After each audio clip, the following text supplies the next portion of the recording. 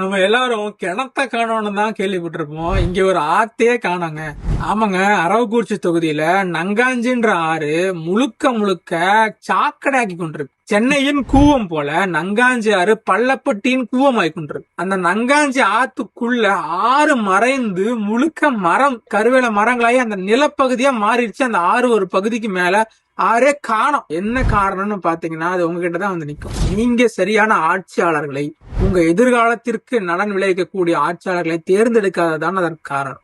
முழுக்க முழுக்க இப்போது கொடுக்கக்கூடிய 1000, 5000, 2000 ஓட்டுக்கு காசை வாங்கி நீங்கள் உங்க வாக்க விக்கிறீங்க. அவங்க நம்ம வளத்தை விக்கிறாங்க. 10 ஆண்டு காலம் இதுவே தொடர்ந்தால் இந்த நிலம் வாழவே தகுதியற்ற நிலமாக மாறி போயிடும். உங்கள் வாக்கு விற்பனைக்கா இல்ல விவசாயிக்கான்னு சிந்திச்சு வாக்களிங்க.